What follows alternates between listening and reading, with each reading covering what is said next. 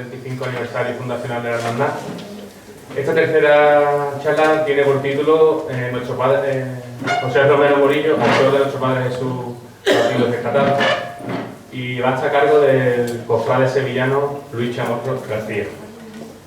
Para tal ocasión va a ser presentado por su amigo cofrade también, sevillano, pero afincado en la isla y profesor en el Colegio Liceo Sagrado Corazón, él es Rafa Río, al que le cedo la palabra para que presente su amigo.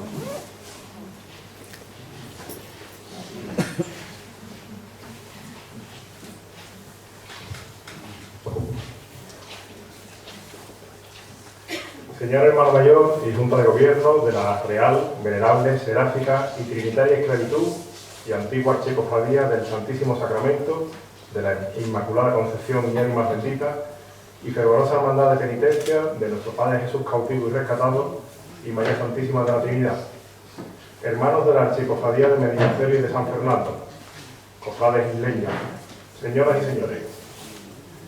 Dentro del amplio programa de actividades culturales que la Archicofradía de Medinaceli ha organizado con motivo de su 75 aniversario fundacional, destaca sobremanera la conferencia que en breves momentos nos impartirá don Luis Chamorro García. Su título, José Romero Murillo, autor de nuestro Padre Jesús de Medinaceli. Una amena charla que nos mostrará los escasos datos conocidos de tan exiguo artista, cuya prometedora carrera se vio truncada por su pronta muerte. Para hablarnos de todos los enigmas que rodearon su vida y la visión personalísima con la que Romero Murillo concebía su arte, nos acompaña esta tarde un amigo de quien les habla y también de vuestra corporación. Es para mí motivo de alegría poder presentarlo por la gran amistad que nos une. Luis nace en Sevilla el 22 de noviembre de 1972, residiendo durante su infancia en el barrio del Polígono de San Pablo de Sevilla, patria chica a la que pertenecen el también novelista y escritor costumbrista Manuel Barrios, el guitarrista, el poeta, el cantador, el zurronero, el primer presidente de la autonomía andaluza, Rafael Escudero, o alguno de los integrantes del mítico grupo Cantores de Hispalis. Hijo de Luis y de Pilar, tiene un único hermano, Javier, uña y carne en sus más tiernas diabluras. Casado con Ana Ulgar, tienen un hijo, Jesús, al que adora con pasión. Siendo oriundo de la ciudad de las dualidades y habiendo nacido en el mismo barrio que la zurda del polígono, el mítico Rafael Gordillo, no podía ser de otro equipo y muy a mi pesar más que del Real Betis Balompié. Y como muchos otros sevillanos, más allá de disputas y rivalidades innecesarias, es un grandísimo apasionado del carnaval gaditano. Sus estudios primarios los cursó en el Colegio Público Julio Coloma y el bachillerato en el Instituto de Enseñanza Secundaria Joaquín Turina. Diplomado en Magisterio en la rama de Educación Especial por la Universidad de Sevilla, es especialista en modificación de conducta, educación emocional y experto en coaching, siendo este el campo al que encaminó sus pasos profesionales. Es, además, técnico superior en iluminación de llamas vibrantes, o dicho de otro modo, encendedor de pasos, siendo 26 las cofradías en las que presta su servicio con su equipo de colaboradores, destacando de las muchas corporaciones en las que ejerce este hábil y efímero oficio, las hermandades de la Iniesta, las Aguas de 2 de Mayo, San Esteban, Madre de Dios de la Palma, la Carretería, Montserrat o la Resurrección, entre otras. Por mediación de un compañero de trabajo de su padre, el cual pertenecía a la Junta de Gobierno de la Hermandad de las Aguas, en el año 1977 se inscribía en el cuadrante de hermanos, marcando para siempre su devenir como cofrade. En ella ha sido nazareno y costalero de su paso de misterio, ejerciendo en la actualidad la labor de encendedor del paso de palio de María Santísima de Guadalupe.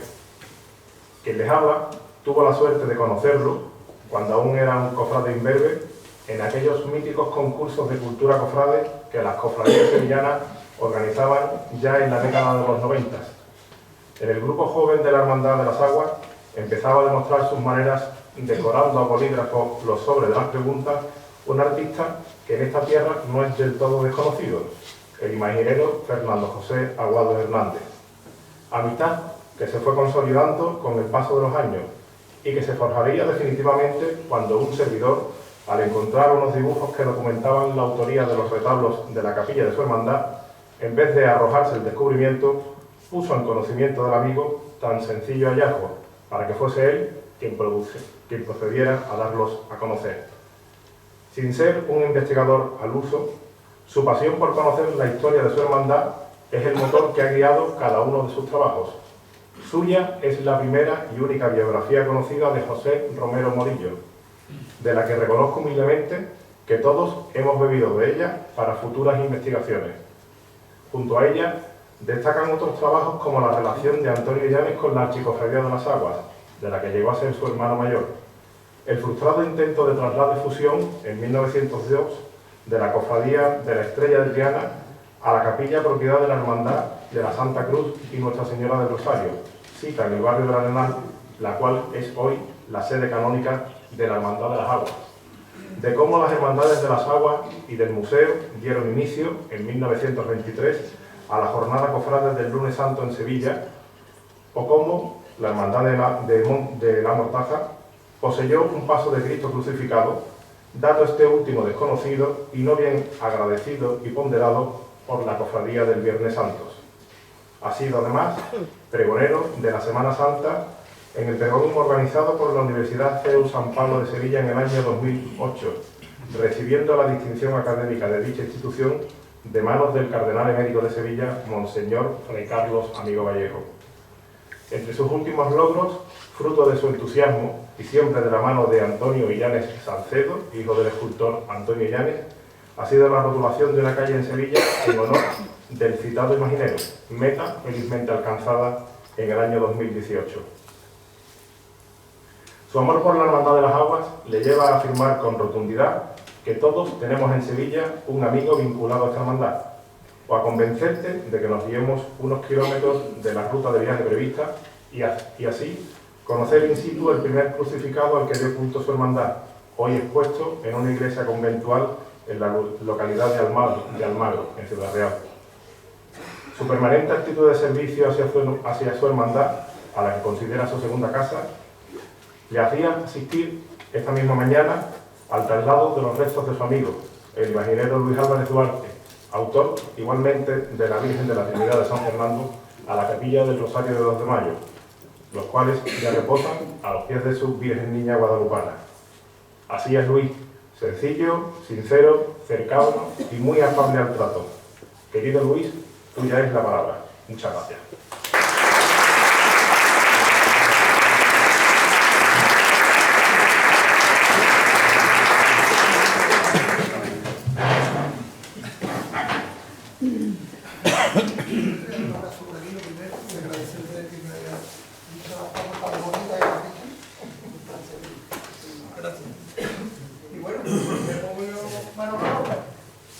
Señores, a todos muy buenas tardes, gracias por vuestra asistencia. Yo no soy al uso, mi amigo Rafael es extremadamente protocolario, pero yo soy bastante más, vamos a dañar más distendido. Entonces yo lo que vengo es con una ilusión. Primero, el día de hoy para mí es bastante especial, no solo por estar aquí en San Fernando, no solo por estar acompañando a una hermandad que está cumpliendo un aniversario especial, ya sea para lo que es la bendición de su Cristo, que hace 2 días estuvimos celebrando justamente la bendición, el 75 aniversario de la bendición, sino también el 75 aniversario de la hermandad como en sí misma. Entonces, venir aquí, que estáis de celebración, con lo emocional que yo soy, es que esto no es lo mío. O sea, tenemos que aprender a celebrarlo todo.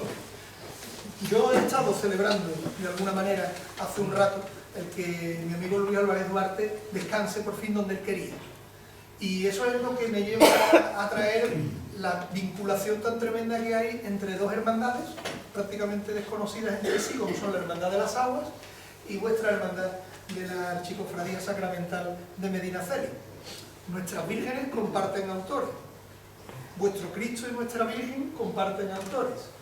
Salís el Lunes Santo, ¿verdad? Como las Aguas, del 2 de mayo. habéis salido el domingo de Ramos, ¿no? Como las aguas del 2 de mayo.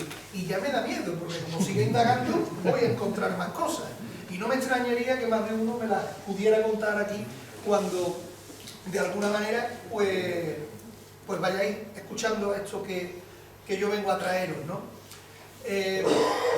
Aparte de la emoción que supone el poder estar con ustedes, lo que quisiera es hacerlo fácil, porque cuando uno habla de temas históricos y se enfrenta, por ejemplo, a un libro de historia, todos coincidiréis conmigo que soplamos, ¿verdad? Entonces, si yo eso os lo traslado de una manera para soplar, pues como ustedes comprenderéis, de aquí os vais a salir muy enterados, pero bastante aburridos. Y yo eso no es lo que quiero.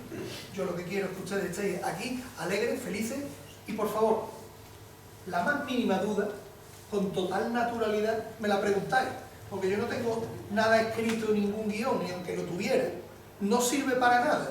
Sois ustedes los que realmente podéis hacer efectivo que esto que yo os voy a enseñar tenga sentido. Yo puedo estar hablando horas y horas, pero no significará nada si ustedes no lo entendéis o si ustedes no os metéis. Voy a contar varias cosillas. Lógicamente, soy hermano de las aguas y yo no puedo negarlo. Venía hablando en el coche con mi amigo Pedro y no puedo negarlo. Soy hermano de las aguas y se va a notar. Eso se nota porque allá donde voy soy de las aguas. Todo el mundo me reconoce como chamorro de las aguas. Y eso es lo que quería transmitiros, que aunque ustedes penséis que yo pueda estar hablando de mi hermandad, no estoy hablando de mi hermandad. Estoy hablando de José Romero Morillo. José Romero Morillo tiene solo 2 obras reconocidas que conozcamos en la actualidad. Una es vuestro titular Crucífero y otra es mi Virgen, la que acompaña al Cristo de las Aguas en el paso de misterio. Entonces, el haber llegado a la figura de José Romero lo tengo que hacer lógicamente por medio de mi hermandad. Refería a Rafael, el que conozco a Antonio Illanes hijo, el que soy amigo, sigo siendo amigo de Luis Álvarez Duarte y afortunadamente amigo de la familia de José Romero. Eso es ser de las aguas. Igual que estoy seguro de que si ustedes tuvierais la oportunidad, pues hubieseis conocido a José Romero, y todos los que tengáis una hermandad, lo que queréis es conocer a la gente que construyó, que edificó y que llevó adelante lo que ustedes sois ahora, el eslabón de una cadena que pretende abrazarse con el futuro y con la juventud, porque a ustedes os abrazaron en el pasado.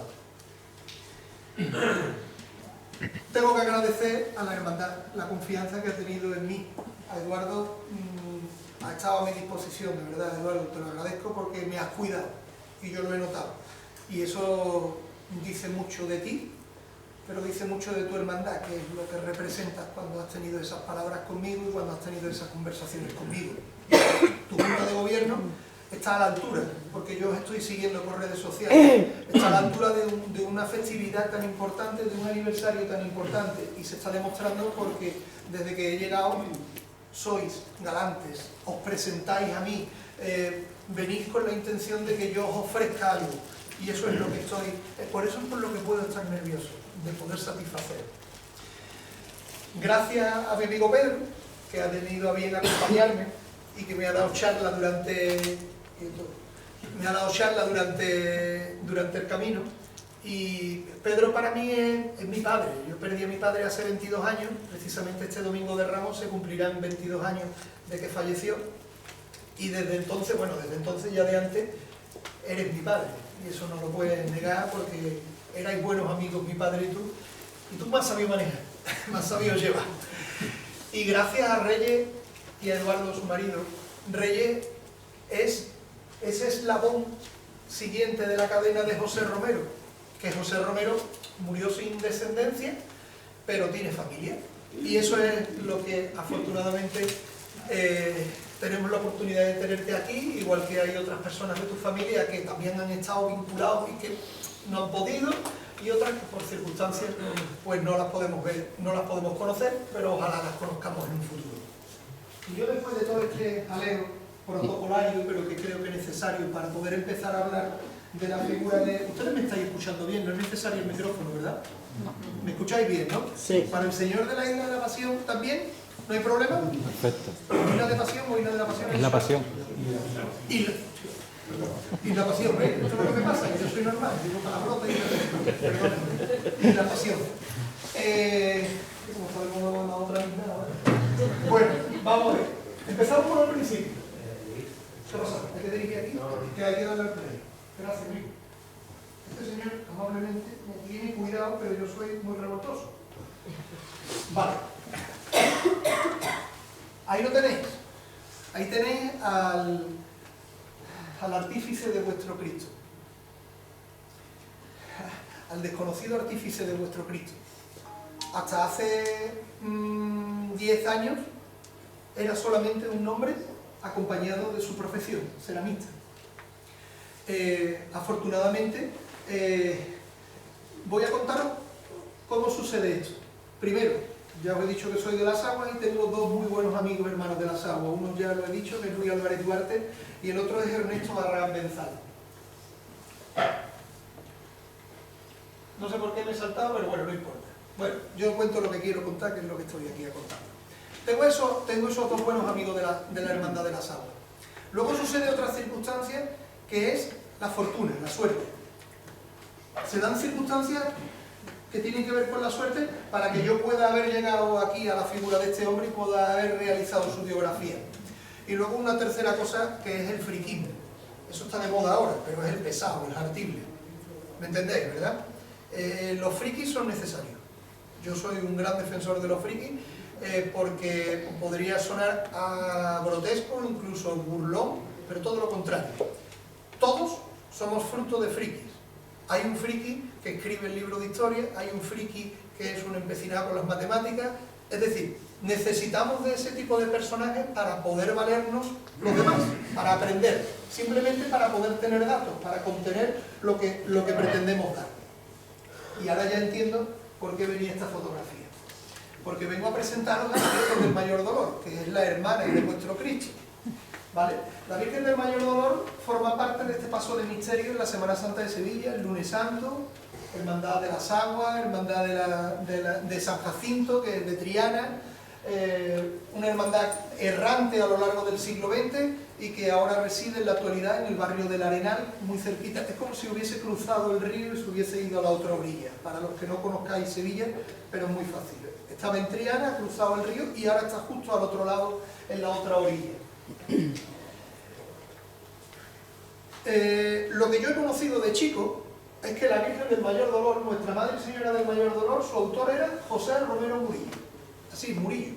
Y es muy importante para que entendamos hasta dónde llega todo el desconocimiento que había sobre este autor. Ni tan siquiera sus apellidos lo colocábamos correctamente. Esto es muy normal, ¿eh? Es muy normal porque cuando uno lee los libros de actas, vais a tener la oportunidad, porque os lo he traído, fotografías para que veáis cómo se escribía. Era muy normal que nos hubiese quedado lo de Murillo. ¿Por qué? Porque la O se medio borró o no la escribió completa y ahí quedó un día, dijeron Murillo y a partir de ahí ya sigue.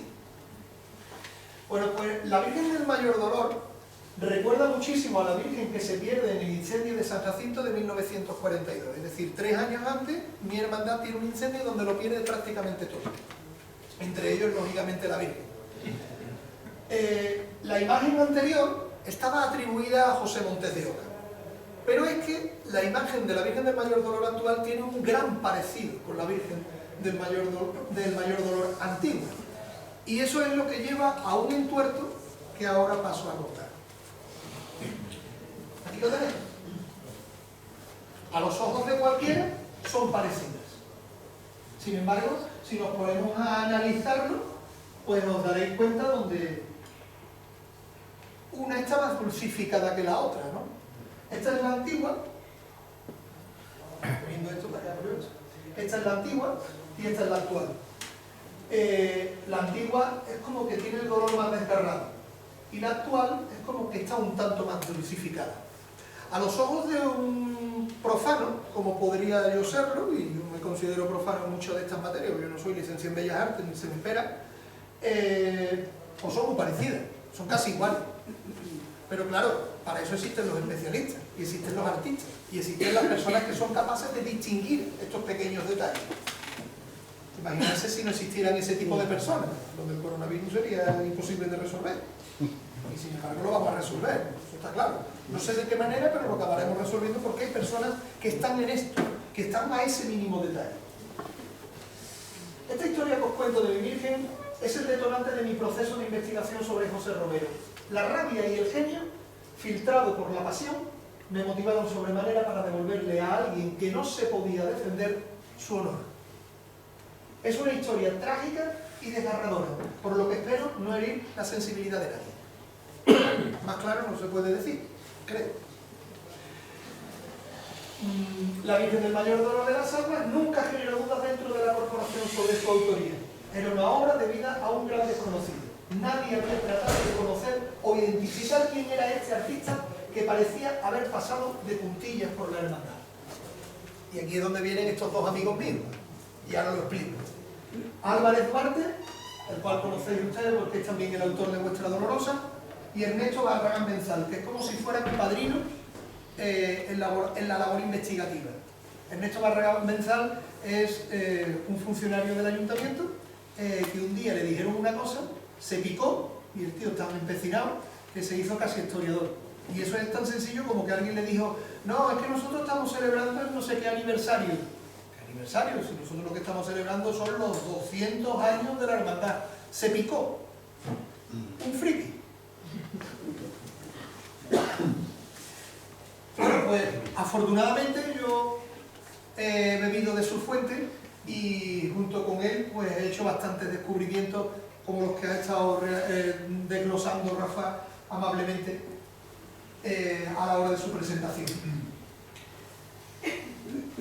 Os decía que había una segunda cosa que era la suerte. Sin embargo, como yo estoy bastante versado en la cuestión emocional, os tengo que decir que la suerte no existe. Que lo que existe es la perseverancia. Y lo que existe es el encontrarme todo el tiempo en disposición de aprender y de que se dé lo que busco. Eso es lo que realmente, a eso es a lo que realmente le llamamos suerte. Y lo del puntito friki que ya estoy refiriendo. Lo pongo en primera persona porque si bien mi profesión es la de maestro y no la de historiador, esto de investigador cofrade es una dedicación amateur que jamás pensé iba a formar parte de mi vida, pero de la que me siento tremendamente orgulloso. Bueno, pues sigamos desglosando esto. Vamos a empezar con Luis Álvarez Duarte. ¿Y por qué empezamos con Luis Álvarez Duarte? Porque Luis Álvarez Duarte es el que me da un dato fundamental. En los años 90, en mi hermandad, empieza como a surgir la duda de que la Virgen no es de José Romero Murillo, sino de que la Virgen es la que se quemó de Montes de Oca restaurada. Entonces, claro, eso se lo dice todo a Luis Álvarez Duarte, y Luis Álvarez Duarte muerde. ¿Por qué? Porque él es un artista. Y porque además, fijarse, ¿a quién tiene abrazando ahí? A Antonio Eslavarrubio. Antonio Eslavarrubio es un escultor imaginero de mucha repercusión en toda Andalucía. Tiene obras prácticamente por las 8 provincias de Andalucía. Es prácticamente el antecesor de Luis en esa cantidad de profusión de obras. Y resulta que Luis fue su discípulo cuando tenía 8 o 9 añitos, le hacía las manitas de las macarenas que hacía Eslava. Antonio Eslava realizaba macarenas en serie para venderlas en las librerías, para venderlas en los talleres y demás historias. Y entonces Luis, como era chiquitillo, era un niño, pues tenía las manos finitas y le hacía las manitas de las macarenas. Y además Antonio Eslava le pagaba a Luis, porque su maestro, Francisco Buiza, nunca le pagó. Y claro, Luis lógicamente iba por el dinerillo. Entonces Antonio Eslava, en una de las muchas conversaciones que tenían entre los dos artistas, le pregunta Luis a su maestro Antonio Eslava: maestro, ¿y cómo que usted, con todo el tiempo que lleva trabajando, no tiene nada en Sevilla? Y entonces le decía socarronamente: yo tengo una virgen en Sevilla, pero no puedo decir que es mía. Fijarse, qué manera más bonita de hablar, qué manera tan diferente con la actualidad. Y esto es algo que yo pretendo defender, porque yo comprendo que existen profesiones ya, bueno, profesiones que están ya más que marcadas, ¿no? Si uno es licenciado en Bellas Artes, pues lógicamente prácticamente como que acaparas todo lo que son las Bellas Artes. Sin embargo, si ustedes leéis un poquito la historia, conoceréis que Juan de Mesa, Martínez Montañés, no hacían todo el trabajo de la imagen desde el principio al final. Tenían oficiales en su taller que eran los que específicamente policromaban, estrofaban, tallaban, devastaban. ¿Me estoy explicando?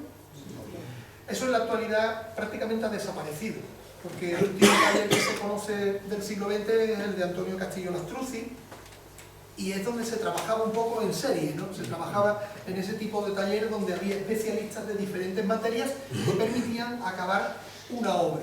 Pero todos los cofrades conocemos que no le ponemos el nombre al estofador o al policromador. La obra es de Antonio Castillo Lastruzzi, ¿no? Bueno, pues así es lo que hay que hacer. La obra es del que la diseña, del que la diseña. Más adelante os contaré un pequeño detalle. El que la diseña puede que no sea el que la haga. ¿Me estoy explicando? Bien. José Romero Murillo era ceramista y lo que trabajaba era el barro. Sin embargo, resulta que Antonio Eslava fue quien la hizo, quien pasó de barro a madera. Eso se hace con una cosa que se llama sacado de puntos. Antiguamente con una especie de compás, donde se iban tomando las medidas que había de la punta de la nariz, la boca, y ahora en la actualidad es prácticamente una figura tridimensional que se coloca, se le pasa un escáner y te hace como si nosotros tuviéramos una cabeza, pues te puede hacer perfectamente 5 o 6 cabezas en serie, ¿vale? Lógicamente las técnicas cambian. El sacado de puntos es arte, porque luego hay que rematar la obra. La obra no queda rematada sacándola de punto en serie, ¿vale? Seguimos avanzando. Bueno, de momento, ¿cómo va la cosa? ¿Estamos metiéndonos? Pues estamos metiéndonos. Vale. Ernesto Barragán, el otro amigo que yo os decía que era de mi hermandad. Ernesto Barragán conoció a Ramón Gil García.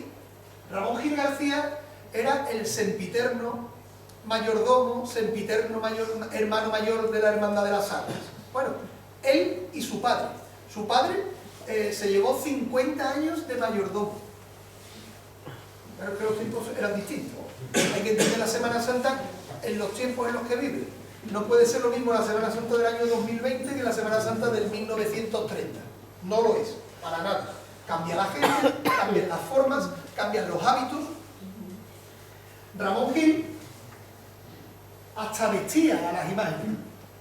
No solo era el hermano mayor, sino el vestidor. Lo estáis viendo, ¿no? ¿Comprendéis ya lo que os quiero decir? Prácticamente era como una familia. En aquellos años era una familia la que constituía el sentido de la cofradía. Y luego había un montón de amigos de esa familia que procesionaban, que salían de Nazareno, que ayudaban. Pero era muy habitual la Hermandad de la Mortaja, que la hemos referido aquí en Sevilla, los Sousa, es una familia típica y tópica de esa hermandad. Los Candal en la Hermandad del Amor, ¿vale? O sea, quiero decir que desgraciadamente no conozco ejemplos aquí, pero seguro que los habrá. ¿Me estáis entendiendo? Yo hablo de lo que conozco, pero mirando vuestras caras no estamos diciendo ninguna tontería, es lo que es. Bueno, pues este señor le dijo a Ernesto Barragán, mi maestro, la Virgen la hace un ceramista de Triana y después la saca de punto Antonio Eslava, al que luego se le encarga la Magdalena 2 años más tarde. ¿Habéis visto en la fotografía del paso de misterio que va el Cristo, la Virgen, el San Juan, un ángel recogiendo el cáliz y en la trasera va una Magdalena? Bueno, pues esa Magdalena la hace Antonio Eslava en el año 47, 2 años después del año 45, en el que talla, Antonio Eslava talla a la Virgen del Mayor Dolor, pero no es el autor. Ya tenemos 2 datos que a mí por lo menos me hacen que pensar. Cuando alguien en mi hermandad coge y dice que la Virgen es de Montes de Oca, pues yo qué quiere que te diga, yo defiendo a estos señores. Porque les tengo aprecio, porque les tengo cariño y porque además creo que es algo de respeto. Es algo que luego me sucedió con el padre de mi amiga Reyes, con el sobrino nieto de José Romero. Y lo adelanto así para que lo veáis luego. Sobrino carnal. Perdón. Sobrina nieta tú, sobrino carnal él. Gracias por la puntualización. Bueno, es verdad. Es verdad. Lo que pasa es que como estoy con lo de sobrino y el otro día con tuve, pues ya me ha salido por automático. Bien, llega a la hermandad de las aguas un hermano mayor que pretende insuflar un cambio a la cofradía, pero de una manera un tanto peculiar. Contacta con un entonces muy joven José Manuel Bonilla, imaginero inexperto. Es el autor de los titulares de la Hermandad del Sol. No sé aquí en San Fernando si tiene algo, si en Cádiz os suena algo. Bueno, fue el autor de una restauración a la Virgen de la Cigarrera de Cádiz. ¿Suena? Vale. Exacto. ¿La que ya no está? Exacto.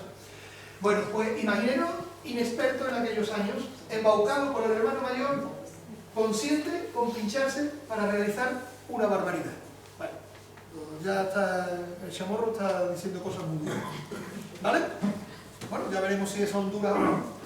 Comienza pretendiendo se apruebe una imagen de la Magdalena realizada por este joven artista. Es decir, quitemos a la Magdalena del lago y pongamos la imagen de este hombre. El Cabildo General lo rechaza. Se denosta todo lo realizado por el profesor Francisco Peláez del Espino. Vale, esto voy a explicarlo un poquito para que lo entendamos. Nosotros en la actualidad buscamos lógicamente lo academicista. Es decir, si existe un restaurador, ¿para qué vamos a llevar a un tío que no es restaurador? Bueno, pues Francisco Peláez del Espino es un señor que en los años 80, finales del 70, 80, prácticamente restaura todo. Y lo restaura todo con unas formas aparentemente eficaces. Porque ustedes, si tenéis una de las sillas con las que estáis sentados, se balancea, se mueve, pues eso se puede solucionar de dos maneras. Uno encolándolo, que sería como lo haríamos ahora, y otro como se hacía en aquella época, que es poniéndole una chapita con tornillo apretado y no te veas lo bien durita que queda. Pero ya sabemos que en el momento de que la madera da de sí, el tornillo acaba cayendo, el trozo acaba cayéndose. Eso es lo que pasa. Francisco Peláez del Espino resuelve un montón de problemas, pero no cualquiera. Pasión, Gran Poder, La Estrella, el Cristo del Museo, uno detrás de otro. ¿Por qué? Porque se pone de moda. Y era un tío que solucionaba un montón de asuntos. De hecho, el Cristo de la Expiración del Museo está hoy, lo tenemos vivo, entre comillas, para que lo entendamos, gracias a él. Porque le introduce un esqueleto de hierro. El Cristo de la Expiración del Museo no es madera, es guano, es un excremento de pájaro, ¿vale? El material del que está hecho es como si fuera una especie de arcilla, pero en concreto es un excremento de pájaro. Y el otro día en una charla que estuve dando me explicaron por qué ese excremento de pájaro, un excremento de pájaro peruano, porque ese excremento de pájaro es sólido, porque ese pájaro come pescado y la estructura del interior del pescado, la espina, mantiene un tipo de gelatina que hace que sea dura la forma con la cual un artista puede trabajar como si fuera barro y además de una manera sólida. Bueno, pues ese Cristo hay que estar restaurándolo cada poco tiempo, pero Francisco Peláez del Espino, amigo de los hierros, como ya he explicado antes, introduce una estructura de hierro, una percha de hierro en el interior del Cristo y prácticamente es por lo que lo tenemos vivo en la actualidad. ¿Me he explicado? Esto es dificilillo de... ¿Me he explicado, verdad? Gracias. Casi estáis bebiendo. Gracias. Bueno, pues este señor se ha puesto de moda y restaura al Cristo de las Aguas y a la Virgen del Mayor Dolor. De hecho, a la Virgen del Mayor Dolor le hace un candelero de hierro. ¿Sabéis lo que es un candelero? Vale, el candelero es la estructura como si fuera la falda de la Virgen, para que me entendáis. Es la estructura, las vírgenes no tienen pies ni piernas. Las vírgenes, digamos que lo que tienen anatomizado es el cuello, la cabeza y las manos. El resto del cuerpo es una estructura. Y en el caso de las vírgenes al estilo andaluz, al estilo que nosotros la solemos tener, es con un candelero, es con una estructura cónica. Sí, es un cono, estaba diciendo un triángulo, no, es un cono, correcto. Entonces, me he perdido. Que le hace el candelero de hierro, ¿vale? Le hace el candelero de hierro. Bueno, ahora viene, con lo cual no hay problema. Bien, ¿qué es lo que pasa? Que la Virgen está mal. La Virgen del Mayor Dolor está mal. Y entonces se acuerda el que se restaure. y la restaura este señor José Manuel Bonilla, ¿vale? Que se hace muy amigo del hermano mayor. Así está. Estas fotografías son mías, del año 90, 91, ¿vale? Se pueden observar pérdidas de pátina, pérdidas de policromía. La imagen tenía un aspecto verdoso, muy desagradable. Era como que es evidente que hace falta restaurarla. Con lo cual, es normal que ante una circunstancia de, oye, que hace falta restaurarla, este artista, venga, estupendo, como que no se plantean las cosas, ¿no? Se le retira el candelero de hierro inicialmente. Por cierto, el candelero de hierro hoy en la actualidad es un sayero de mi hermandad, ¿vale? Porque se le retira, pero no se tira, afortunadamente, sino que se utiliza y ahora mismo es el sayero de para las sayas de las vírgenes de mi hermandad. Envuelto en un gran secretismo y engaño, los miembros de la Junta de Gobierno no saben qué se está haciendo con la Dolorosa. Se justifica, se toca el rostro de la Virgen. Por último, se presenta un informe que hoy sabemos es completamente falso. Y aquí lo tenéis. Este es el informe que se nos da a conocer a los hermanos. Y yo me voy a quedar con dos cosas. Una primera, con este boceto, porque luego lo voy a volver a poner. Y bueno, aquí viene, evidentemente no vamos a leer esto, porque esto es una cosa exorbitante, pero técnico no es.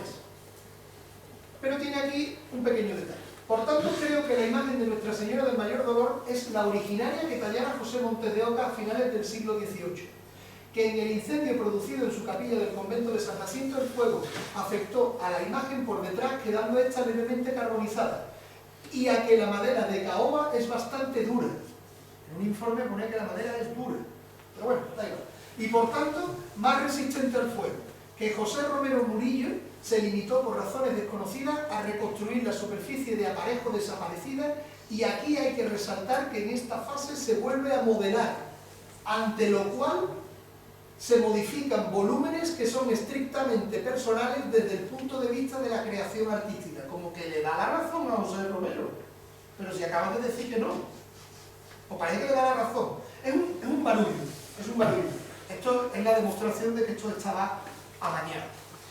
Si la imagen fue policromada por el lava, ¿cuáles fueron las razones que motivaron a José Romero Murillo, escultor casi fantasma, a hacerse con la autoría de la imagen? Esta faceta quizás quede para el apasionante mundo de la investigación histórica y en manos de personas especializadas en este campo. Bueno, esto fue lo que dijo en aquel momento. Esto es el año 93, se publica en el Boletín de la Hermandad, y yo nada más que sabía preguntar. Porque además salta la noticia a los medios de comunicación. Los programas de mano dejan de poner que la Virgen es de José Romero Murillo, ahora es de Montes de Oca. ¿Eso por qué? Eso qué demostración palpable ha habido, ¿no? Salta la noticia de que la Virgen es de Montes de Oca, restaurada, y se utilizan los medios de comunicación como altavoz de difusión. Y aparece en los medios la cabeza calcinada de... Dicen que era la Magdalena. Realmente se trata de los restos calcinados de la anterior Virgen, de la de José Montes de Oca o atribuida a José Montes de Oca, que en la hermandad se conocía porque era la que llamaban la difunta. Estaba en una hornacina y la gente cuando pasaba se santiguaba y le decía, la difunta. Aquí la tenéis.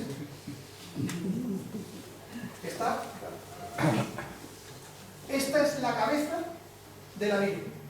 Este es el cuerpo del Cristo, quemado. Estas son las piernas quemadas del Cristo y esta es la cabeza de la Virgen. Y esta es la cabeza del San Juan. Es decir, quien había escrito todo eso no había visto esta foto. Esta foto la publica la hermandad porque con esto saca dinero después del incendio para poder recuperarse. Cuando finaliza la restauración se realiza un informe fotográfico al que tengo acceso, donde se puede ver que la Virgen había sido decapitada y colocada en un nuevo cuerpo. Las preguntas tienen un sospechoso silencio por respuestas en todos los cabildos. No consigo sacar información alguna ni hablando con el autor de la restauración. Así había permanecido la situación porque el hermano mayor del que hemos hablado antes o estaba en el cargo o en la Junta de Gobierno. La situación cambia y pierde las elecciones en 2010, quedando relegado a hermano Raso. Eso está bien. De vez en cuando eso le viene bien a alguno, ¿vale? Bueno, paso. Se limpia el almacén y aparece lo que había estado durante mucho tiempo guardado. No hay donde agarrarse la silla. Ahí tenéis. Este es el cuerpo de la Virgen que hizo José Romero Morillo.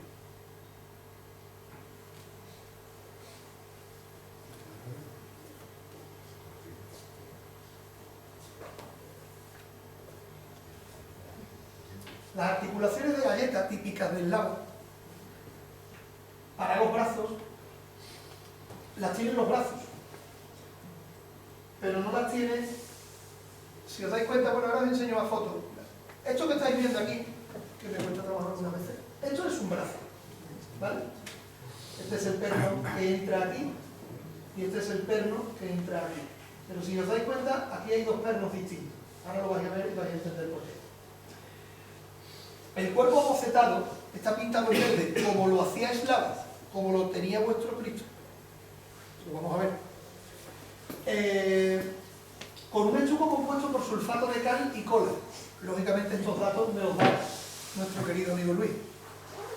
Que protege la imagen de insectos y xilófagos. Era una manera de evitar los artistas el que pudiera entrar carcoma o el que pudiera entrar algún xilófago. ¿Vale? Utilizaba una manera natural para solucionar problemas que, bueno, los tenemos hoy día. Los cortes de la cabeza fueron hechos con una máquina. Aquí estáis viendo lo que os quería decir anteriormente. ¿Veis? Ha sustituido ese perno, este perno, esto es una articulación de bola que se llama. Pues está nueva, ¿la veis? No está usada, porque si estuviera usada estaría marcada. Y es que no se llegó a usar. Se le puso y ya está. Y fijarse, aquí hay como unas espinas de pino con el cual parece que está atravesado el cuerpo, ¿no? Pero bueno, una cosa exagerada. Yo hago mi conclusión y os la presento aquí. Se cambian las articulaciones de los hombros por unas bolas que nunca tuvieron uso. Las espigas que realizan el cuerpo fueron descubiertas en una capa exageradamente grande para una restauración. Si tú vas a hacer una restauración, no abres el medio cuerpo como está abierto ese. El aspecto general del cuerpo es de buen estado, con una madera sana y compacta, sin movimientos en ensamble. Os puedo garantizar que es duro tela. Vamos, todavía sigue estando en la hermandad y es duro. Es una pieza dura, compacta. ¿Qué motivó el cambiarla? ¿Por qué había tantas ganas por cambiarla? Como todos habéis visto, el nombre de José Romero aparece ahí. Esta es la firma de José Romero, que además tiene la misma caligrafía que la firma de vuestro Cristo, que respetó Pedro Manzano cuando su restauración hace 20 años. Pero bueno, yo quisiera enseñaros esto. No sé si recordáis que os dije que había un boceto, ¿verdad? Un poco extraño, ¿no? ¿Dónde están los pernos? ¿No? Es lo que pregunta uno, ¿no? En las conversaciones que tuve con José Manuel Morilla, el señor que hizo esta restauración, siempre defendió el mal estado del cuerpo y que había hecho lo necesario para trasladar la cabeza a un cuerpo nuevo, porque se lo veía que no estaba bien. Hizo referencia en esas conversaciones a los pernos de hierro de gran tamaño que había. Ninguno de esos pernos se atisban presentes en ese cuerpo, ni ahora ni en otro momento. Es lo que os acabo de decir. La firma de nuestro autor, de nuestro artista, José Romero, y veis que la madera es prácticamente inalterable. El nombre de José Romero con el que está firmada la obra fue dejado fuera del corte de la cabeza de manera intencionada. Escasos 3 centímetros hubieran sido necesarios para no separar a la Virgen de su autor, que con todo el derecho firma su obra. Está claro que ser un desconocido no es lo mismo que llamarse José Montes de Oca. Y aquí tenéis la comparativa, para ver dónde están esos pernos. Porque si aquí hay un perno, este perno, que veis aquí, tendría que estar aquí el agujero, ¿verdad? Yo el único perno que creo que existe, o que existió, era este. Porque ahí hay una forma cilíndrica que puede dar a entender que sea este perno. Tened en cuenta que estamos viendo este cuerpo de la Virgen, estamos viéndolo de espalda. Y aquel cuerpo lo estamos viendo de frente. Entonces, para que hagáis una idea de que la colocación no es estrictamente la que estáis viendo. El cuerpo en su interior no tiene nada que ver con el que aparece en el boceto y que presenta el restaurador en su informe.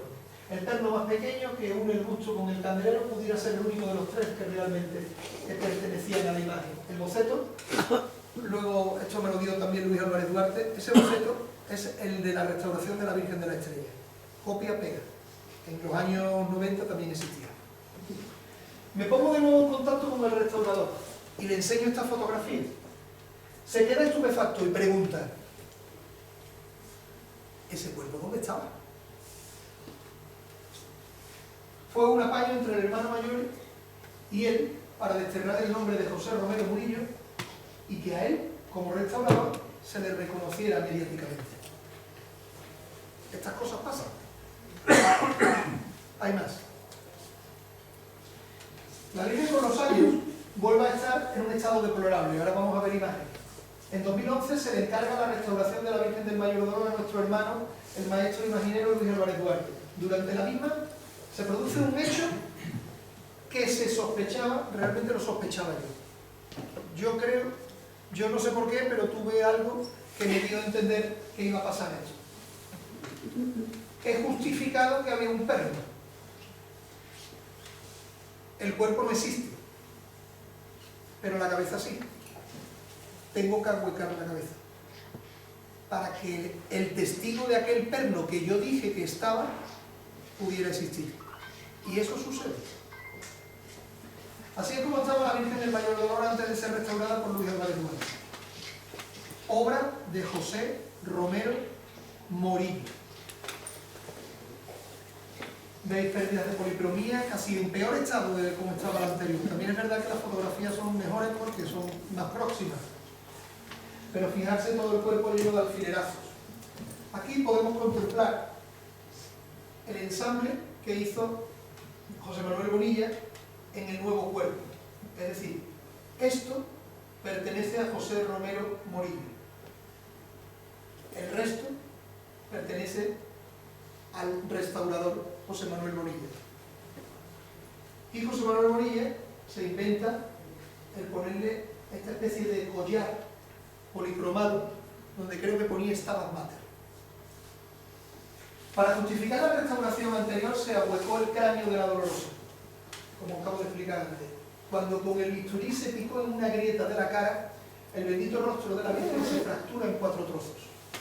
Al ahuecar la cabeza por dentro, estamos perdiendo consistencia y eso es lo que sucede. La Virgen fue restaurada completamente y la tenemos como hoy la conocemos para que nos enseñe su dolor durante muchos años. Y a eso se le debe a Luis Álvarez Duarte, porque esto en manos de no sé quién, no sé cómo hubiese terminado. Aquí la tenéis en pleno proceso de restauración. Y creo que se puede dar a entender clarísimamente en los trozos en los que queda la Virgen. Afortunadamente, las manos benditas de Luis hacen realidad esto. El que lo que parecía algo del que no íbamos a tener sentido, pues sí lo tenemos. Tenemos a la Virgen del Mayor Dolor. Bueno, ahora llega la suerte. Os he estado hablando de la historia de mis dos amigos y ahora llega la suerte. Ahora llega la suerte que Reyes se pone en contacto conmigo por correo electrónico creyendo que era la página web de la hermandad. Y yo le contesto. Yo estaba en una página web, trabajaba en una página, bueno, entendéis que yo formaba parte de otra candidatura de ese hermano mayor, esto lo estáis entendiendo, ¿no? Está claro, ¿no? Vale, bueno, pues entonces Pedro y yo formábamos parte de ese grupo de otra candidatura y teníamos una página web que se llamaba Hermanos de las Almas. A esa página web es a la que pica, llama a Reyes y dice: oye, que mi Virgen no es de Montes de Oca, que mi Virgen la hizo mi tío abuelo y es de José Romero Morillo. ¿Cómo? ¿Esto qué es ahora mismo? Y salgo rápido a buscarla como loco, como podréis figurarse, ¿no? Y esa es la suerte, el estar simplemente abierto a las posibilidades que vengan, el estar moviéndose. La sobrina nieta se pone en contacto conmigo creyendo en la página web de la hermandad. Me pongo a su disposición y le realizo una entrevista a su padre. Ahí estaba José Romero Bruno, sobrino del artista. Mira, ahí está puesto bien, ¿no? Terminé la entrevista con más dudas que evidencia, a pesar de que me facilita una fotografía del artista, que es la fotografía que hemos visto al principio. Esa es la fotografía que conocemos de José Romero el Morillo. Yo traigo otro regalo para ustedes, y posiblemente también sea un regalo para Reyes y para su marido. Y es que tengo más fotografías de José Romero. No sois para menos. En vuestro aniversario hay que regalar, ¿verdad? Pero yo estaba más cara perdido, porque José Romero, el pobre, a mí no me explicaba bien las cosas, yo no lo entendía bien, yo no entendía lo que me quería decir, me estaba dando información, pero para mí no tenía conexión. Los datos que me estaba proporcionando este hombre tan mayor, con casi ningún conocimiento cofrade o artístico, me dejaron más liado aún de lo que yo estaba. Había un detalle que no me permitía dejar la investigación y que me motivó muchísimo. La bondad de su mirada. Lo que me estaba contando era verdad. Pero el hombre me decía que José Romero iba del brazo con su madre a la capilla del 2 de mayo de las Aguas. Eso era imposible. ¿Cómo podía ser la capilla del 2 de mayo de las Aguas si nosotros llegamos allí en el año 77? Eso es imposible. Estaría vivo, ¿no? Lo hubiéramos conocido, ¿no? ¿Me entendéis lo que quiero decir? Me daba datos, pero el hombre no sabía explicarse. Claro, no es que fuera a la capilla del 2 de mayo de las Aguas, es que ese era el nombre que él tenía de referencia. Hay que entender esto en la cabeza de una persona mayor. Y hay que saberlo todo dibujar para luego poder sacar la información. Claro, lo que me estaba queriendo decir es que iba con la madre a verlo salir a la iglesia. Luego ya descubrí que solamente pudo una vez, porque murió 2 meses después de que saliera por primera vez. Los datos eran confusos y erróneos, pero ciertos. Se mezclaban las fechas y me encontraba con un puzzle donde no encajaba casi nada. Bueno, tenemos que el apellido correcto era Morillo, ya tenemos algo. Solo cabía investigar, y a eso me dispuse. Estuve durante varios meses procurando maridar los datos con la historia. Fui a lo fácil. Nace toda la familia en Triana, ya tenemos más datos. Pues vamos a buscarlo. En Triana solo hay 2 parroquias. La parroquia de Santa Ana, famosa, antiquísima, tendrá datos desde el siglo XV, y la parroquia de Lao, que la parroquia de Lao empieza a partir de 1911, con lo cual era más fácil. Me voy a la parroquia de Lao a ver si aparece José Romero. No aparece él, pero aparecen 2 hermanos, y ya sé el nombre de los padres, con lo cual puedo seguir investigando en Santa Ana, porque entiendo que si no aparece en la parroquia de Lao es que nació antes. Desde 1911, pues tiene que nacer antes. Entonces me voy, pero como los hermanos eran de muchas edades, yo voy a mirar la mitad del siglo XX, por si acaso. Entonces, claro, me voy a Santa Ana y allí el problema es que solo se abre el archivo los sábados y no todos, porque depende de nuestra querida amiga Amparo Rodríguez y es cuando ella diga. Muy buena gente y demás, pero la mujer tiene encargado eso, pero es cuando yo digo.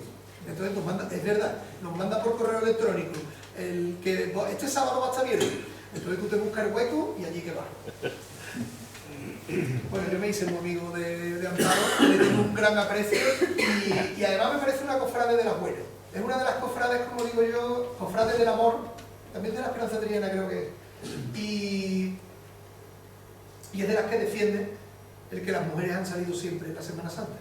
Porque además tiene una cosa que lo atestigua, que es que en la Hermandad del Amor, en los años 1900, muy poco, había tramos de mujeres solo.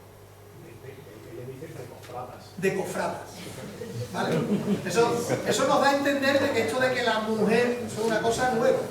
Es una cosa nueva que llega a partir de la Guerra Civil, empieza a mezclarse. Las mujeres que están en la cofradía, sin mujeres en la cofradía, vamos, no tenemos dónde meternos. Bueno, aparecen más hermanos de José Romero y un miércoles que me abre el archivo solo para que consulte el último libro que me quedaba de los 50 años primero del siglo XX, apareció. salté de alegría en silencio para evitar... Pero la emoción era... Lo había encontrado. José nace el 24 de agosto de 1907. Ya tenemos algo de él. Este es el libro, ¿dónde está? Y ahí está registrado. José, hijo de Manuel Romero y de Rocío Morillo. Ya lo tenemos. Ya podemos sacar más cosas. Ya podemos seguir investigando. Ahora empieza a encajar la fecha. En 1942, cuando el incendio de las aguas, tiene 35 años. Ya sí me encaja. Tiene 25 años cuando aparentemente se va a Barcelona a buscarse la vida. La República le coge y le coge también el alzamiento y se vuelve.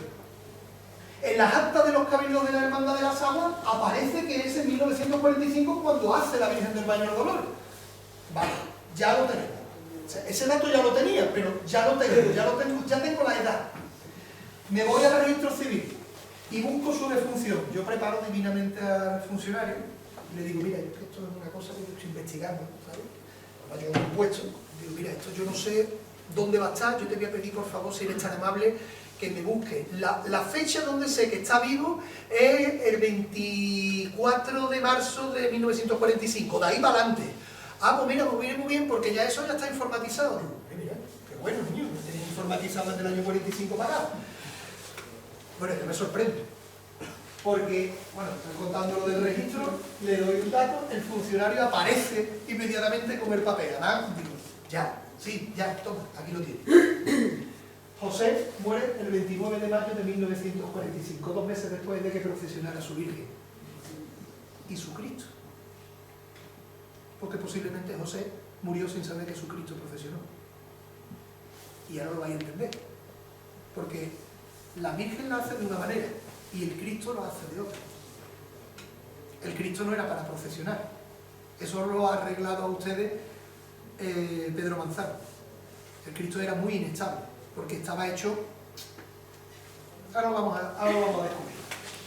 Ahí tenéis el certificado de defunción de José Romero Morillo, que fallece en el Sevillano Hospital de las Cinco Llagas, hoy sede del Parlamento andaluz, a causa de los problemas estomacales que padeció durante toda su vida y que su sobrino me contaba, pero que yo no conseguía enlazar. Nace en la calle Pajes del Corro número 78, en pleno barrio de Triana, en el seno de una familia numerosa, al menos 6 hermanos. Y humilde, porque cambia de casa cada poco tiempo. Su padre era jornalero y se llamaba Manuel Romero Porra. Su madre, con la que le unía una especial vinculación, se llamaba Rocío Morillo Martínez. Además tenía que ser una trianera, llamarse Rocío, y por lo que me contaba tu padre... Le dijo a mi madre, o Rocío Reyes. O Reyes. Mi madre dijo Reyes. Dijo Reyes, pero ves, eso queda ahí. Ese es, de jovencito. Esta es una de las sorpresillas. ¿Esta la conocías tú? No la conocía ni su sobrina nieta. Desde muy pequeño, sí.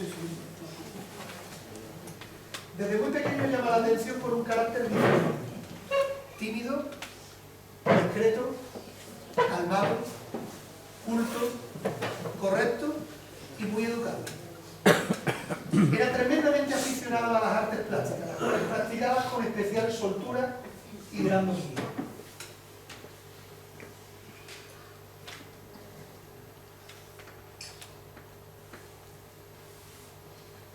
Desde joven se inicia en la cerámica por su vinculación de proximidad con los talleres. Dentro de este viejo oficio destaca en lo que se da en llamar barrista.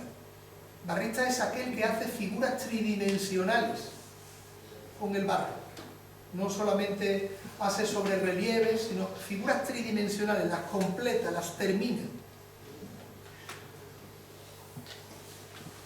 Este es un cachorro que yo no puedo poner la mano en que sea de él, pero como este podrían ser los que él hacía.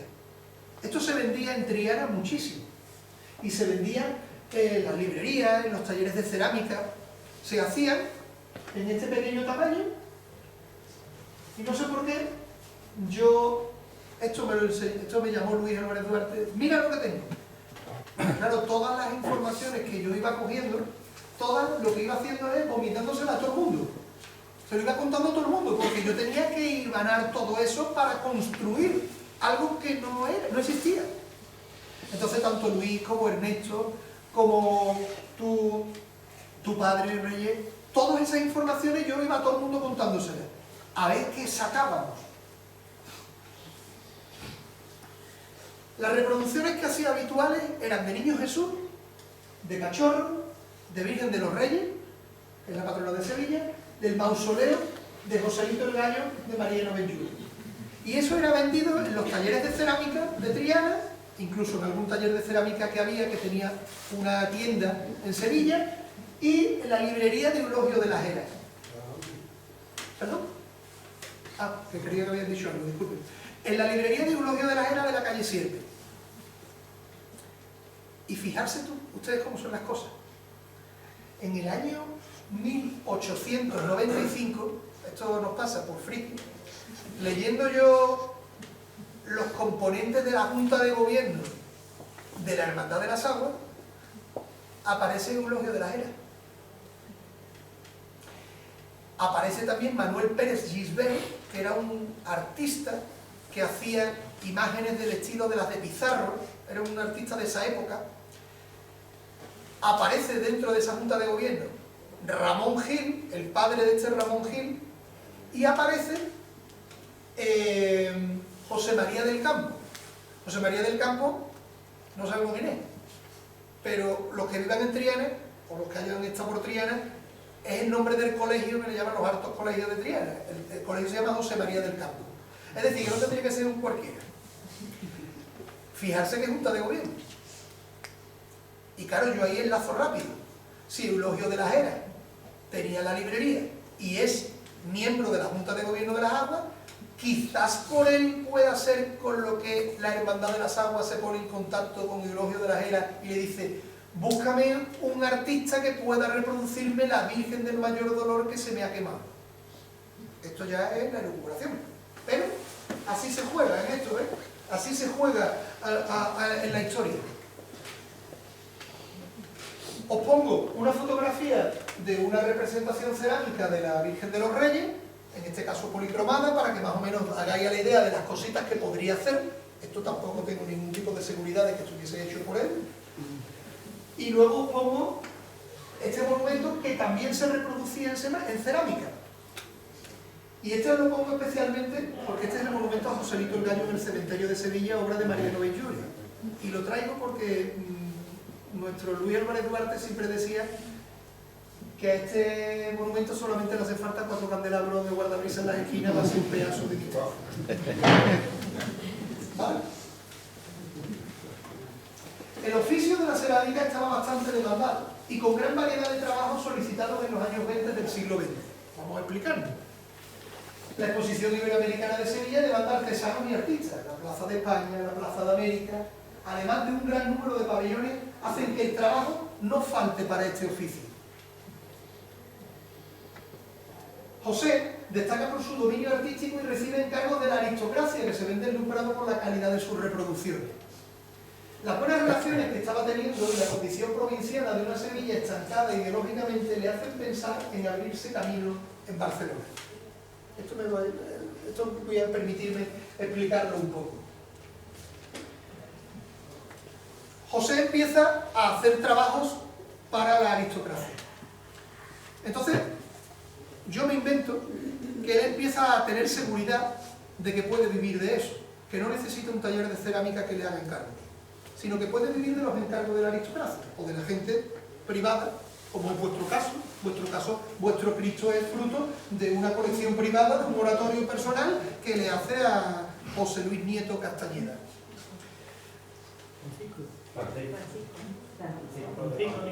Francisco de Paula Nieto Claro, por eso ha venido el error, porque nosotros tenemos un hermano en las aguas que se llama José Luis Gómez Castañeda, Francisco de Paula Nieto Castañeda, correcto. Entonces él apuesta por irse fuera. A mí, cuando yo lógicamente me da Reyes y su padre me dan la fotografía, lo primero que hago es ir a llevársela a Luis, a Ernesto, a todo el mundo. ¿Te suena?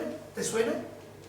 Claro, a Ernesto es más difícil, porque Ernesto no lo ha conocido, o no tiene por qué haberlo conocido. Claro, ya sabíamos que había muerto en el año 45, Ernesto todavía no era hermano de las aguas. Pero Luis Álvarez Duarte dice, este hombre estaba fotografiado en el taller del Lava con él, con el fondo de la Plaza España. Y cuando cuando Antonio Eslava hablaba de José Romero, hablaba de una manera especial. Y Luis es el que me da la pista de que serían pareja. Pareja, José Romero y Antonio Eslava.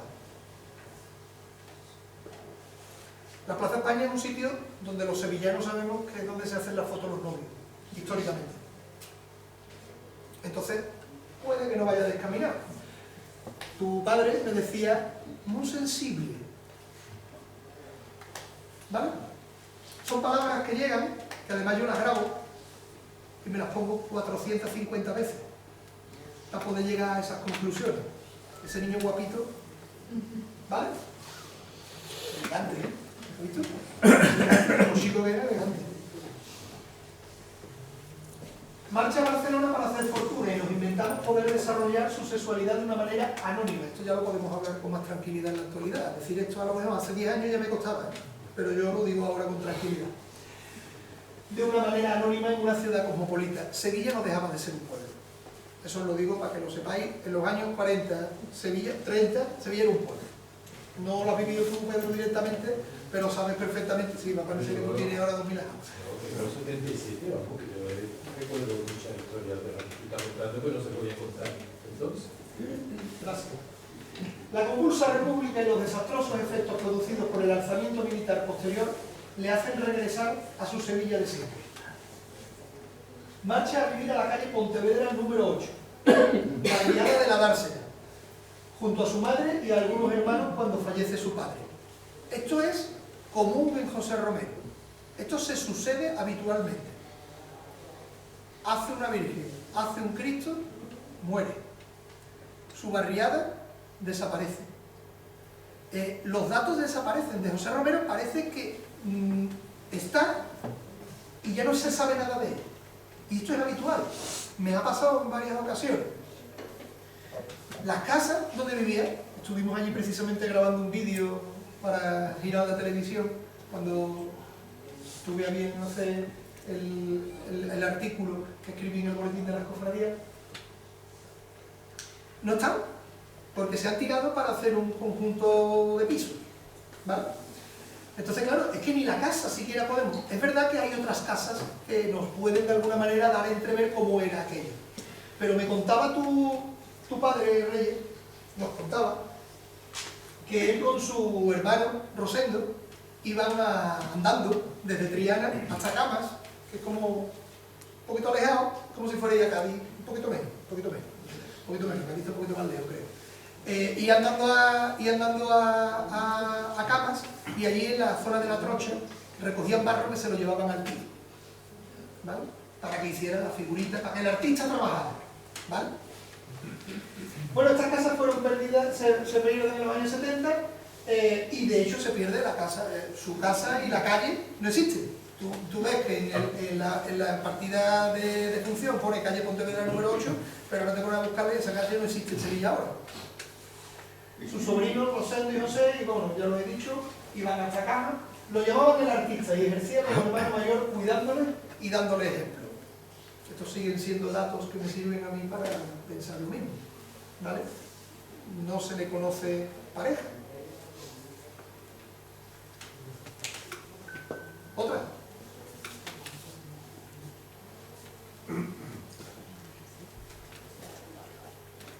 Está bueno porque así me sorprendo yo también. Es la tercera fotografía que tenemos de José Romero. la vida te dije.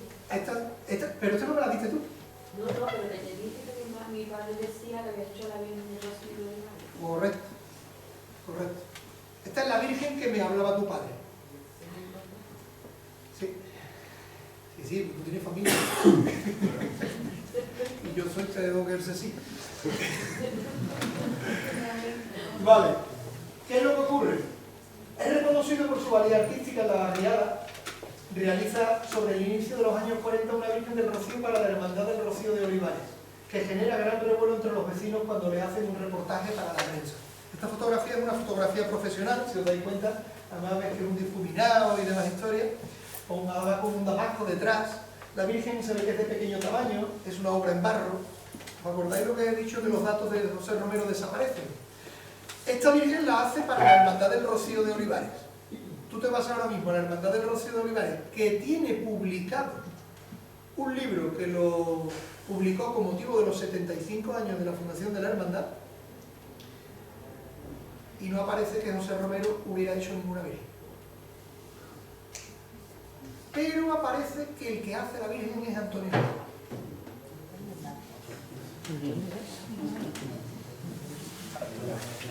Virgen de pequeño tamaño, esto no sería lo que quisieran ellos. Ellos querrían una Virgen de madera, a poderla sacar, como de hecho hacen, porque en el Rocío de Olivares hay una pequeña procesión, igual que en Sevilla se llama la Lotera, la Virgen que sale el día 22 de diciembre de la Hermandad del Rocío de Sevilla. Sale una Virgen del Rocío, tal y como la conocemos de Almonte, pero sale por procesionando por Sevilla, además le cantan los coros de villancicos y demás. Bueno, pues ellos, en la Hermandad de Olivares, querían una Virgen para procesionarla, para ponerla en el altar de la capilla, en una capilla pequeña, muy bonita. No hay ni un dato de José Romero. Y yo no dudo de Olivares, porque es Olivares. Y porque la Virgen... Vamos a ver. Si todas las hermandades del Rocío tuviesen una Virgen, pues vale. O podría ser Olivares, podría haber sido Sartera, podría haber sido... Pero es que resulta que Olivares tiene una Virgen. Es que todas las hermandades del Rocío no tienen Virgen, más bien muy pocas. ¿Me estoy explicando, verdad? Pues ahí lo tenemos.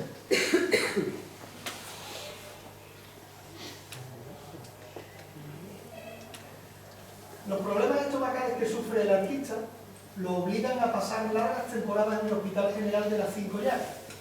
Durante sus ingresos es atendido por monjas con las que acaba teniendo una fraterna relación.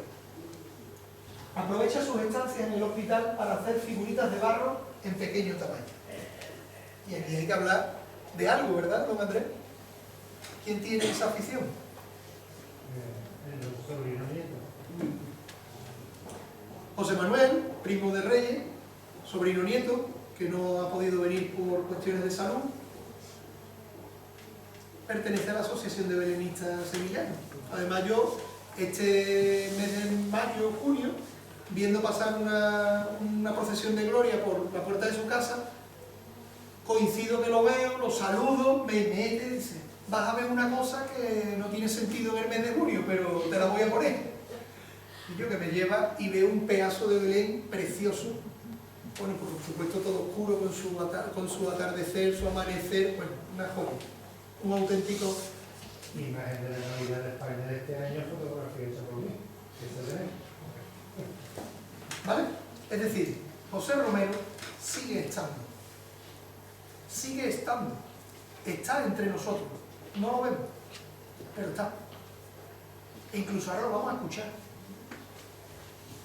Me gusta bien.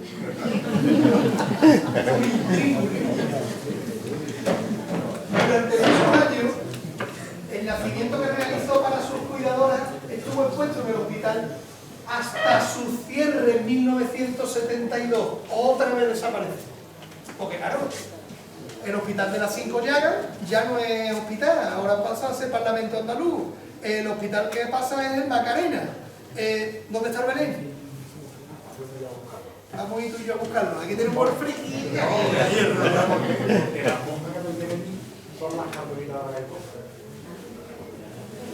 Me gusta esto. Primero. Vamos.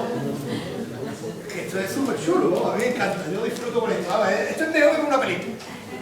A ver, diga usted. Voy a contar otra historia de un nacimiento de esto que yo sé que desapareció, lo que no sé dónde, yo sé dónde estaba y cómo desapareció, pero no sé dónde está. También otro magnífico. Por cierto, ahora que has dicho eso, me acabo de acordar de que tú fuiste el descubridor del azulejo Que estaba perdido. gemelo del Cristo del Amor de la calle Villegas, en Sevilla. En la iglesia del Salvador hay un azulejo a tamaño natural del Cristo del Amor. Bueno, pues se sabía que existía un azulejo gemelo y lo encontró nuestro querido amigo Pedro Ceramófilo. ¿Cómo es? Dímelo bien, pero... Ceramófilo. Ceramófilo, por una vocal. Ceramófilo.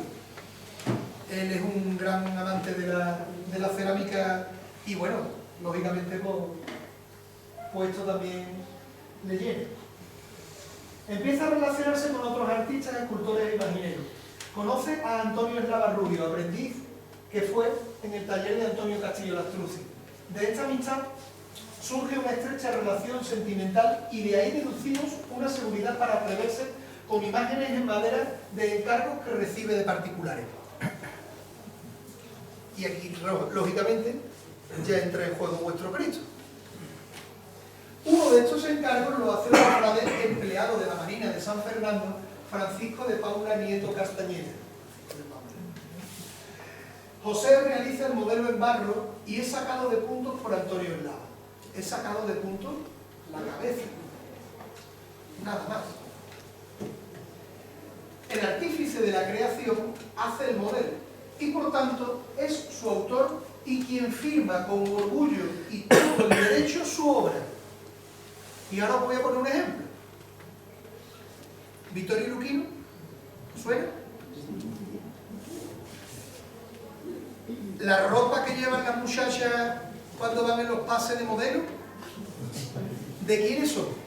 ¿De Vittorio Luquino o de la costurera? ¿La habéis comprendido bien? Está claro, ¿no? El que diseña es el autor. No olvidarse, porque estamos en la moda de que ahora el que lo hace es el que se quiere poner la medallita. Y aquí en las cofradías hay que andarse con 7 euros.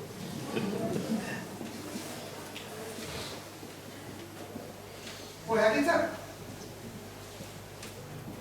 Dulce, serena. Yo creo que es la perfecta obra. Fijarse, yo creo que esta es la obra donde es más José Romero. Con la Virgen del Mayor Dolor tiene que hacer algo inspirado en lo que había. Y lo consigue, ¿eh? Pero aquí lo borda. Yo, bajo mi punto de vista, estamos ante una imagen que llama a la devoción. Y es lógico, porque así ustedes lo estáis sintiendo día a día. Las manos son de Eslava, no hay duda. Pero la obra es de José Romero.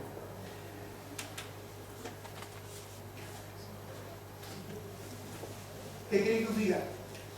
Hasta la corona de espinas le viene bien. Es que es tan importante conjuntar las cosas, es tan importante cuidar todos los pequeños detalles cuando estamos llamando a la devoción. Es tanto lo que nos mueve que no podemos nunca dejar pasar de vista los pequeños detalles. Eso es lo que nos hace grande a los cofrades. Os animo a que jamás renunciéis a estar hasta el último momento, como yo con la conferencia, hasta el último momento, porque hay que hacerlo lo mejor que se pueda. ¡Qué ojos! ¡Qué lágrimas!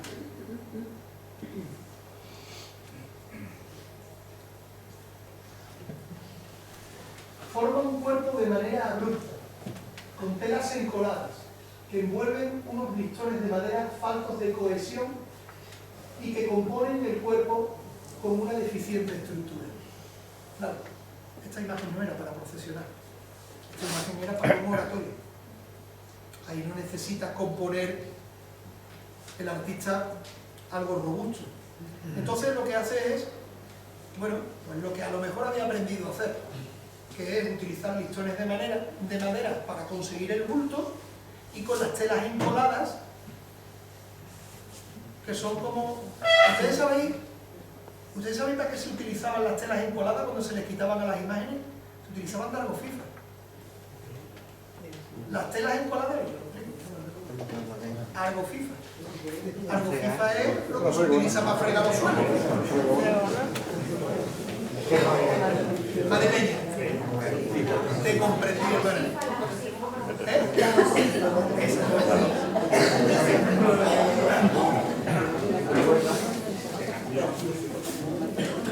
Componía mucho contra las encoladas. Yo estoy convencido que José Romero Morillo, al menos unos meses, estuvo en Castillo. Puede ser, perfectamente posible. Porque de hecho, el último discípulo vivo de Castillo, que era, que llamaban Pepe Gubia, nosotros se lo preguntamos y nos dijo que sí. Lo que pasa es que, como tú dices, otro de la bomba que ha fallecido Y ha desaparecido. el Y ya no tenemos. Pero, ahí está. No sé si se puede ver, pero aquí está la firma. Claro, lógicamente. Y el año también. Y el año. Sí, el año que no aparece en la otra.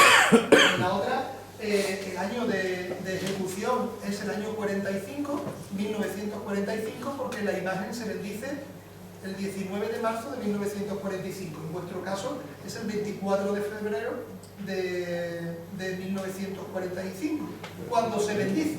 Pero cuando se hace la obra es en 1944, cuando se la entrega a Francisco de Paula Nieto Castañeda. Es posteriormente cuando Francisco de Paula Nieto Castañeda, digamos, inspira a un grupo de cofrades a que organice una hermandad aquí en San Fernando. Y que es el origen de vuestra hermandad en la actualidad. Claro, cuando se encuentra vuestro paisano Pedro Manzano Beltrán esta situación, pues lógicamente tiene que actuar. Y muy bien que hizo. Porque las telas encoladas simplemente son bultos. A eso no se le puede considerar una obra de arte. Con lo cual, ¿qué es la obra de arte? La obra de arte, además os dais cuenta, es lo que además es madera. Porque si para lo otro utiliza tela encolada, es que no tiene importancia. Porque la tela encolada es como algo de menor valía, o sea, es un material que no tiene calidad. Pero claro, se encuentra un Cristo tan inestable y con una situación tan compleja que tiene prácticamente que construirle un cuerpo. No lo modela, pero lo aboceta. Y eso es lo que ustedes tenéis la oportunidad de ver. Esto sería la obra y esto sería el boceto. Entonces, la firma, el amigo Pedro, se la respeta y la coloca en el mismo sitio donde estaba. Esto es muy importante, porque aquí sí se hizo, en la otra.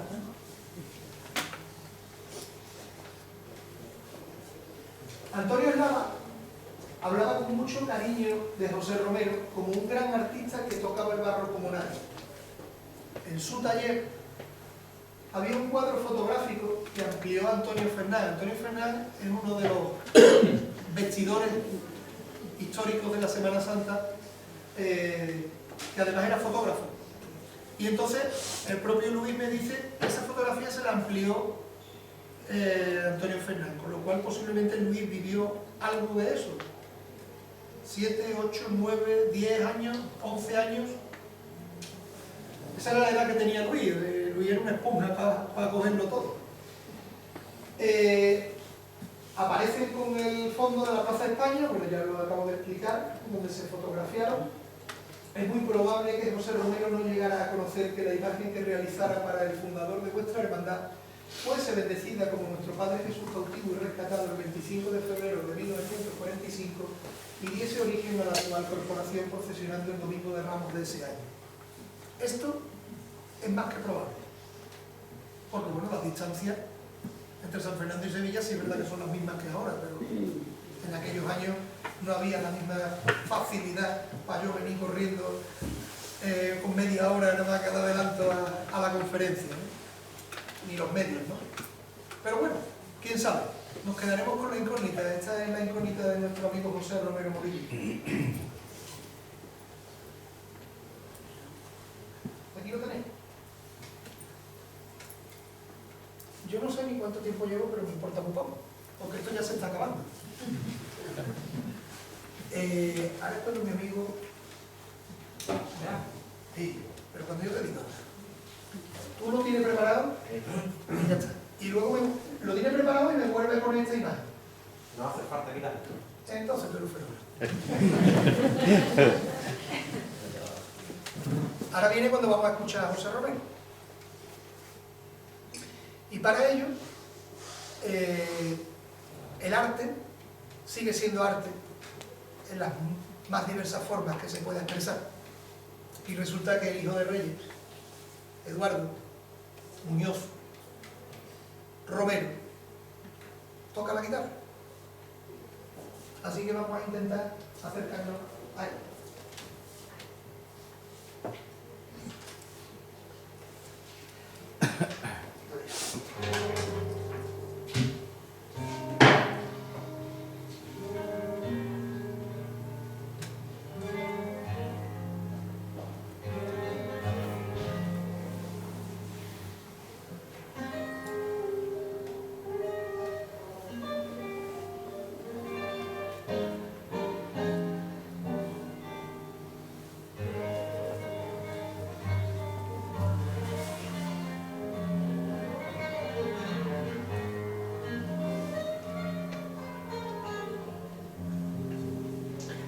Madre, ¿está ya terminada?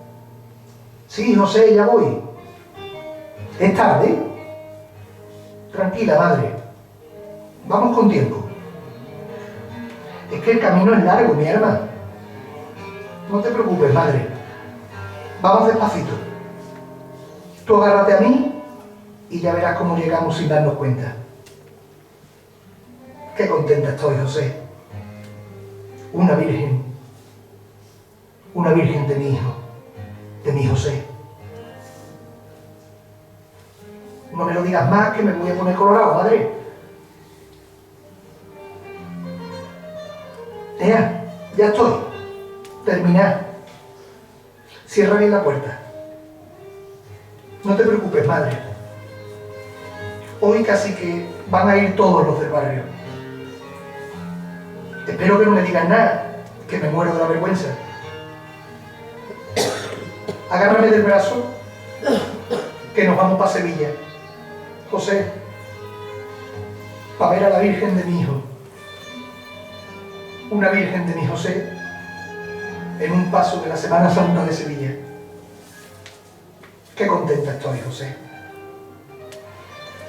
Y qué orgullosa me siento de ti.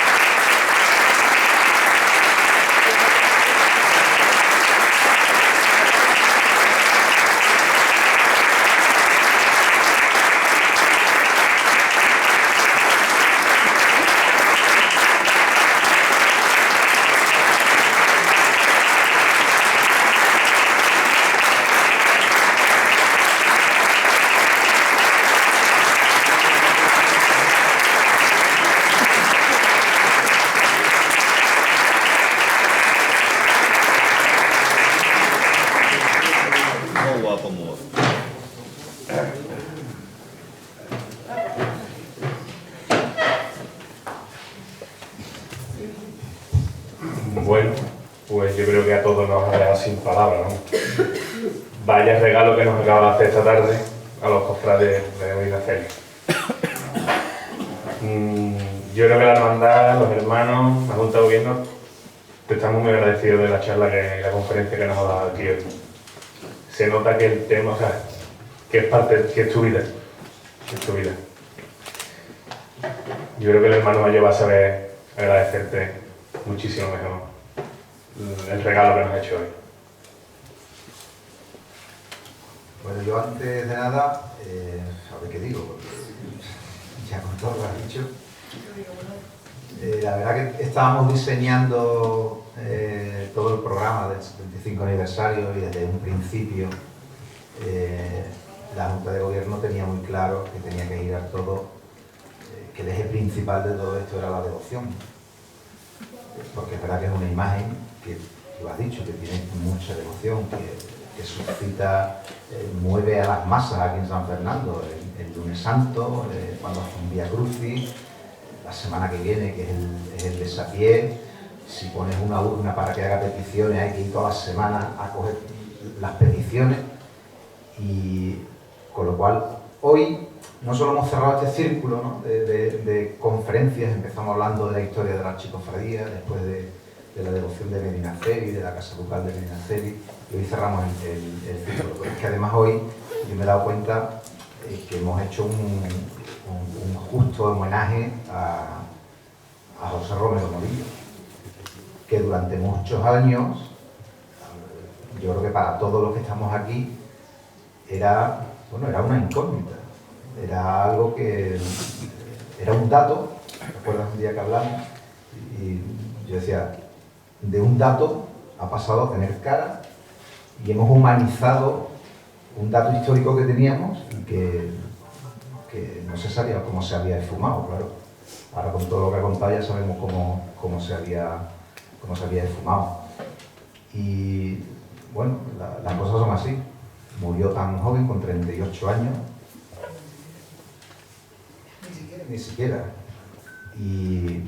Pero bueno, tuvimos la suerte que nos dejó esta imagen y a él le debemos todo esto, le debemos la hermandad, la devoción, todo lo que ha generado esta imagen, que no sé si sabe que además es ahora el patrón de los donantes de órganos de aquí de la provincia de Cádiz, no de la diócesis, de la provincia, ratificado por nuestro obispado, que no deja de ser otra variable de la devoción. Y desde luego estábamos ante un artista de primer nivel, que no ha seguido. Esto es como si Ronaldo se hubiera lesionado en el primer partido. Y digo Ronaldo que yo soy del Barça, encima. Messi. Porque desde luego si la imagen que hizo no tuviera la calidad que tiene, porque es un Cristo precioso, pues posiblemente no hubiera suscitado todo lo que sigue suscitando desde un primer momento. Por eso digo que hoy hemos cerrado el círculo y además creo que hemos hecho un merecidísimo homenaje a su autor, a José Romero, y encima no solo le hemos puesto cara, sino que hoy estamos viendo a su familia, ¿no? Nos ha traído aquí los genes también. Lo he escuchado. Esa obra es de mí. Esa obra es suya. Esa obra es de Eduardo Muñoz Romero. Por eso digo que, en fin, yo creo que esto es una tarde que nos vamos a olvidar en muchos años. Esto queda ya para los anales de nuestra historia, así que te agradezco tu trabajo, haber venido hasta aquí, y os agradezco a vosotros que os hayáis acercado a San Fernando, porque esto hoy no ha sido una simple charla. Yo creo que esto marca un punto de inflexión en nuestra hermandad, ¿no? Y desde luego es un punto máximo, ¿no?, a lo que hemos llegado hoy, a vivir tan de cerca, ver las fotos, has hablado de sus sentimientos, de cómo era, y que de no saber prácticamente nada, aunque bueno, ya lo leímos en aquel primer artículo, cuando creo que fue el último año de Juan Moreno, ahí está su hijo, que es también el capataz de nuestro Cristo, el Santo. Aquí también somos como una familia. Entonces, en fin, que yo ya me quedo sin palabras porque la verdad es que yo me he emocionado. Y creo que muchos de los que estamos aquí, bueno, nos has conmovido, ¿no? Aquí hay gente cofrades de muchos años, estoy viendo, y posiblemente estarán hoy como yo, pues, totalmente emocionados de lo que hemos escuchado y de lo que hemos visto. Por eso te tengo que dar doble o triplemente las gracias por tu trabajo de investigación y por haber venido hoy aquí con nosotros. Y por eso voy a pedir otro aplauso para él y para Fernando.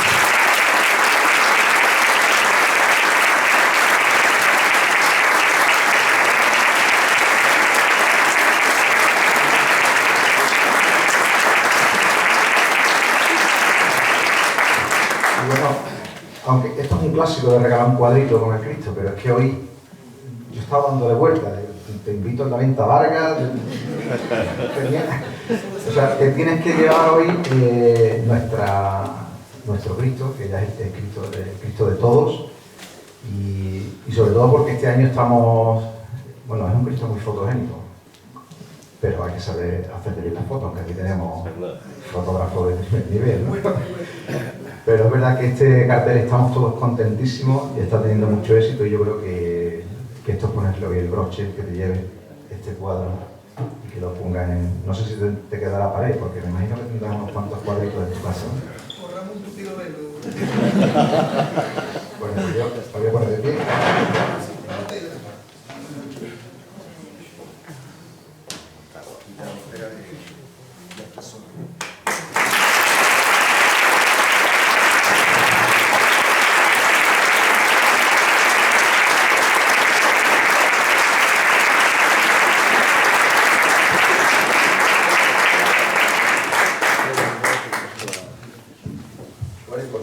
También,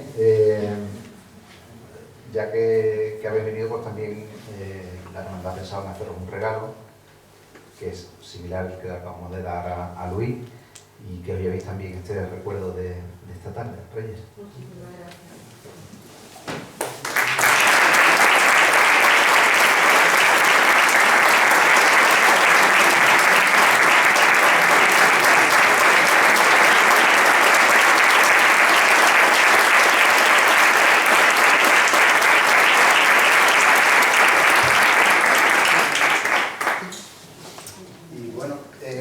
La hermandad tiene un libro de honor, no sé cómo se llama, un libro de honor, en donde aquí hacemos las cosas muy bien.